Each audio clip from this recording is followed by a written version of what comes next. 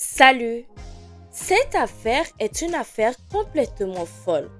Entre rivalité, jalousie, argent et honneur, je ne vous en dis pas plus, je vous invite à vous installer confortablement car l'histoire de Monique commence maintenant.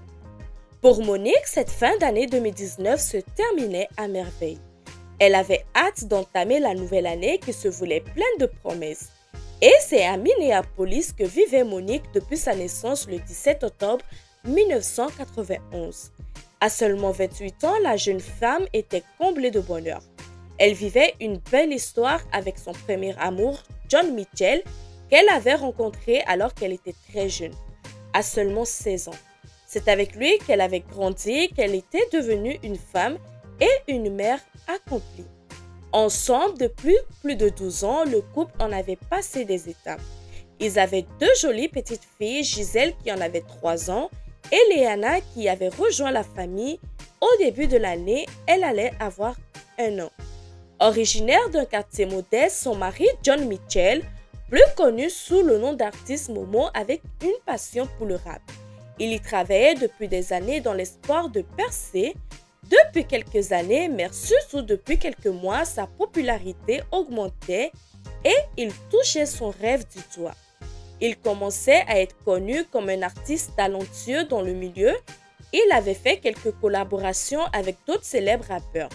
Il commençait à bien gagner sa vie grâce à la musique et il venait même de signer un nouveau contrat avec une maison de disques. Monique était fière de son mari, de sa réussite, de leur réussite, de ce qu'ils avaient réussi à construire ensemble. Elle aussi était épanouie dans son travail et travaillait en tant qu'agent immobilier et depuis 1 an et demi, elle travaillait dans la même agence. Monique était une fille gentille. Elle s'était bien intégrée dans cette nouvelle équipe. Elle était ambitieuse. Elle était un point d'honneur à satisfaire ses clients et ses collègues de travail l'appréciaient pour son sérieux et sa générosité. Mais le plus important pour elle, au-delà de sa réussite professionnelle, c'était sa famille et ses enfants. Elle adorait ce rôle de mère, elle était très proche de ses 2 petites filles. Elle faisait tout son possible pour arriver à concilier sa vie de femme et sa vie de mère de famille. D'ailleurs, elle y arrivait plutôt bien. Le 31 décembre 2019, Monique était un petit peu contrariée à quelques heures du réveillon de sa nouvelle année. Il lui restait une dernière visite à faire avant de pouvoir profiter de cette soirée de fête. 2 jours auparavant, elle avait reçu un message sur son téléphone portable d'une personne qu'elle ne connaissait pas et qui voulait absolument visiter l'une des maisons dont elle s'occupait. La personne s'était présentée comme une certaine Lisa Polski. Elle avait l'air très motivée et même plutôt pressée, car alors que Monique ne pouvait pas tout de suite lui répondre parce qu'elle faisait une visite, elle avait tenté de la rejoindre plusieurs fois sur son téléphone. Elle lui avait même laissé plusieurs messages. Comme à son habitude, Monique l'avait recontactée et elle lui avait proposé pour la satisfaire d'organiser une visite au plus vite. Le lendemain, en fin de matinée, donc le 30 décembre. Mais le lendemain, alors qu'elle attendait sa cliente pour la visite, cette dernière l'avait recontactée en lui disant qu'elle avait eu un empêchement et qu'elle ne pourrait pas être là. Monique était un peu embêtée, d'autant plus que le réveillon de fin d'année approchait et pour l'arranger, elle lui proposa alors de reporter la visite au lendemain le 31 décembre, ce qu'elle accepta. Elles se donnèrent donc rendez-vous le jour suivant à 15 h pour la visite. Elle espérait, étant donné que Lisa avait l'air très motivée, régler au plus vite cette dernière transaction de fin d'année avant de fêter cela.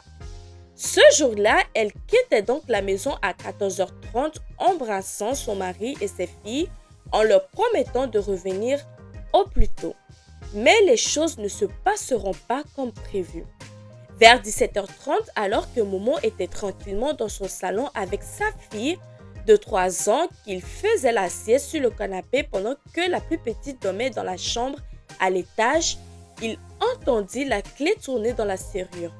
Il pensait alors que Monique était de retour de sa visite, mais avant qu'il ne réalise quoi que ce soit, un homme armé fait irruption dans la maison et se mit à tirer plusieurs coups de feu dans sa direction.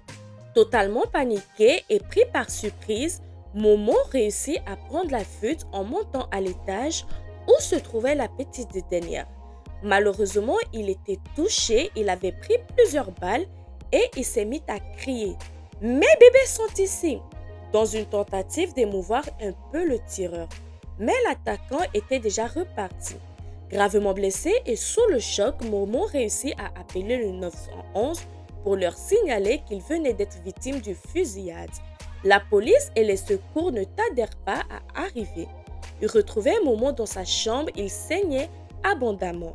Il était avec ses 2 filles qui, par miracle, n'étaient pas blessées. Il fut immédiatement pris en charge par les secours qui le conduisaient à l'hôpital le plus proche.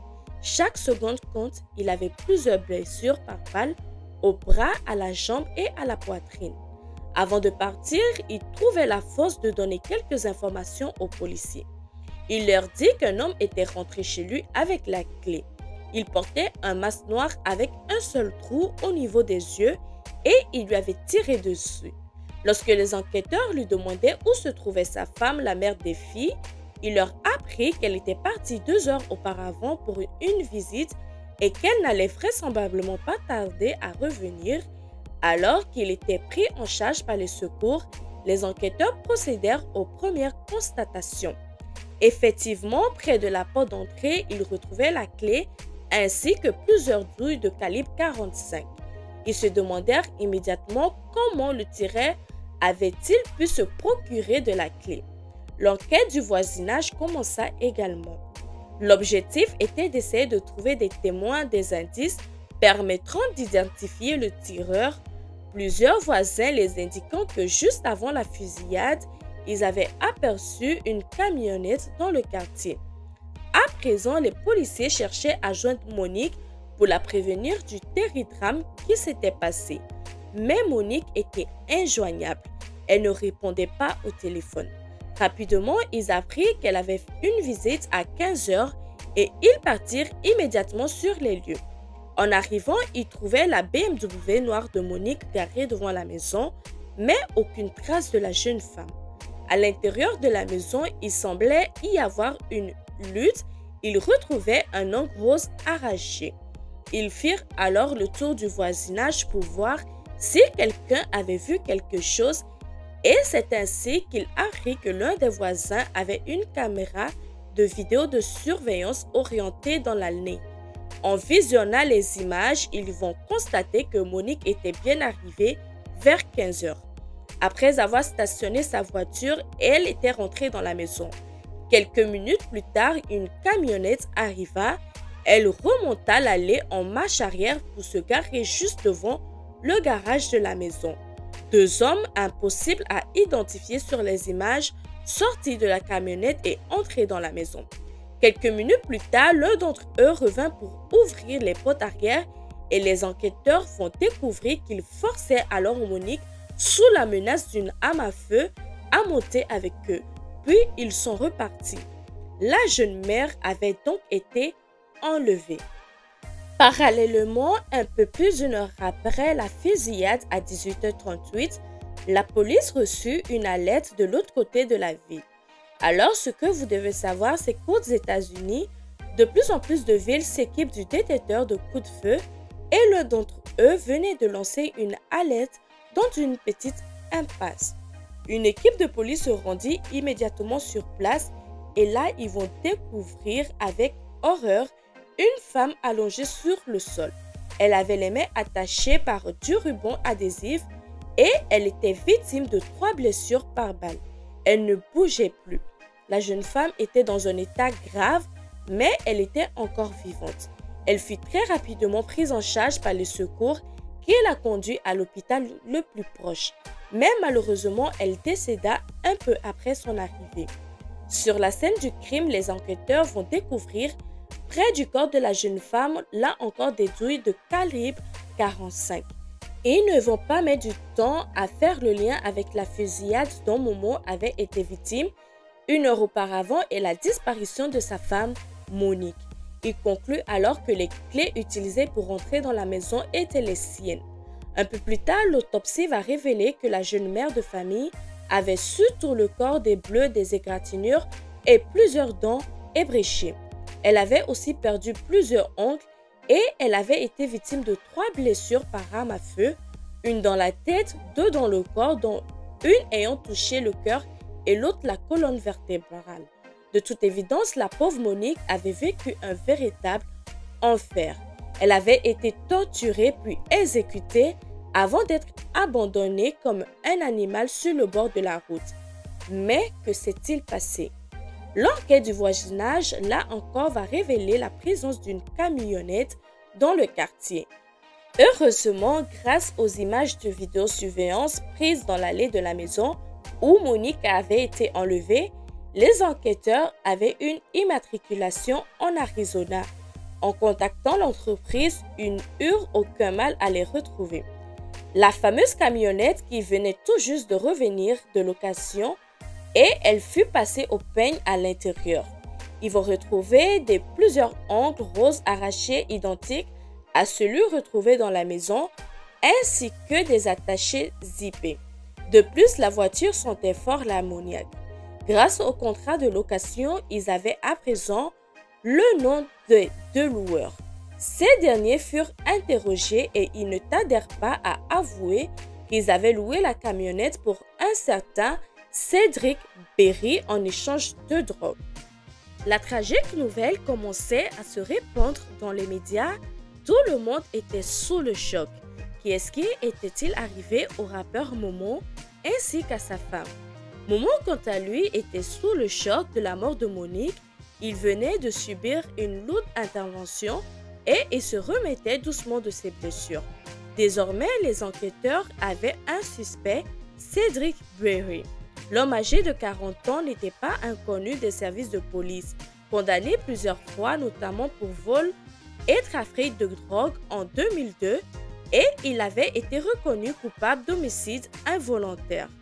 Les liens entre certains rappeurs et délinquants incitaient les enquêteurs à penser que Momo était la cible de cette attaque et sa femme une victime collatérale.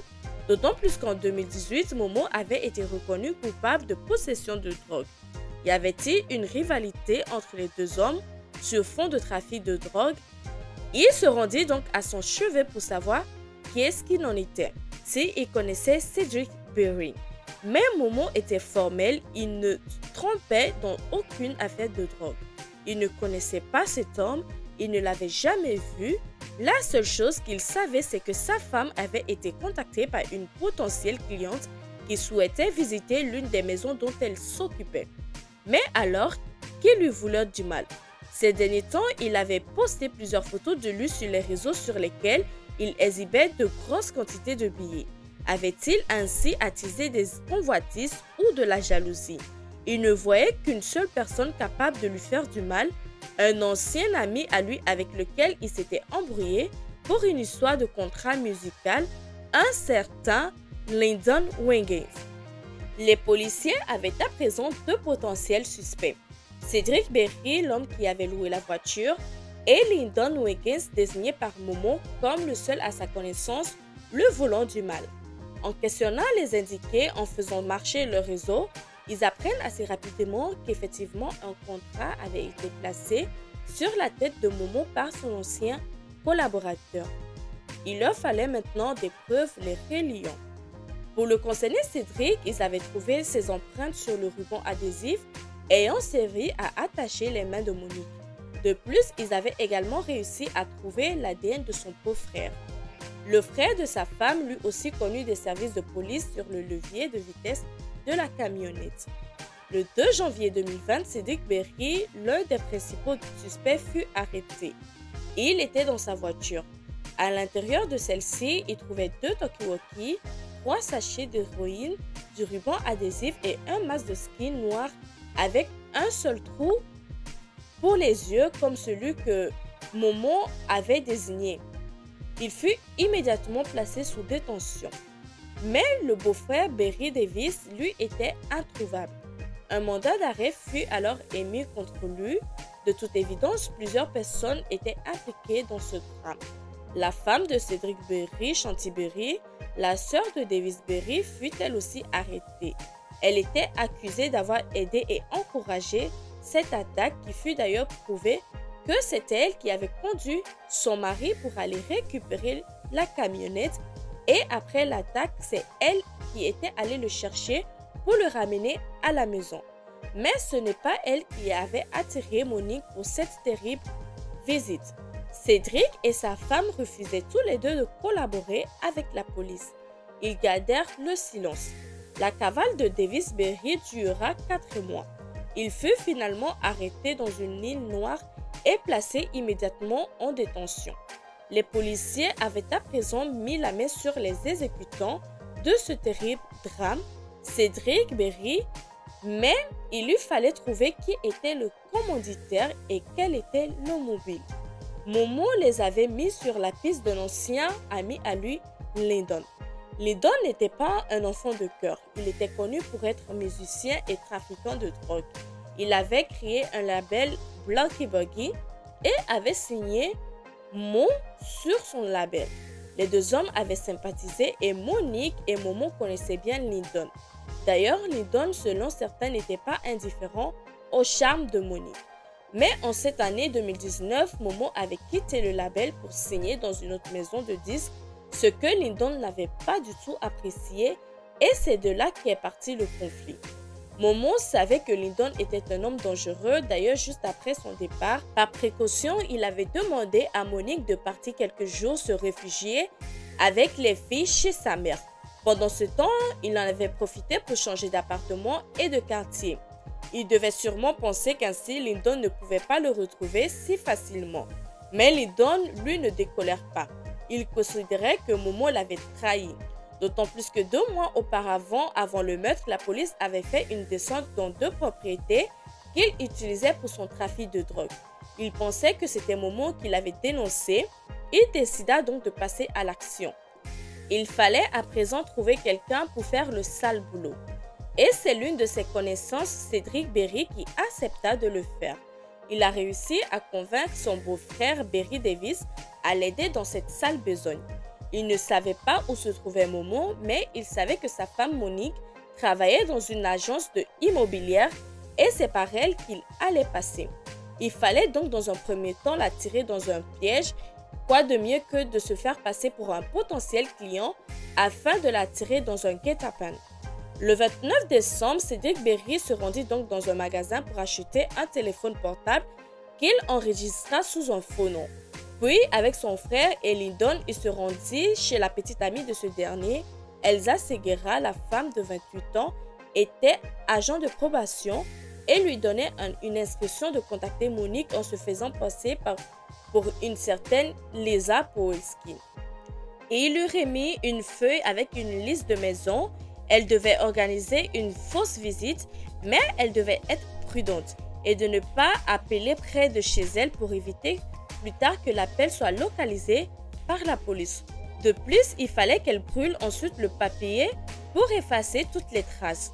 Elsa tenta alors de joindre plusieurs fois Monique, mais elle ne répondait pas. Elle lui a laissé alors un message sur sa boîte vocale.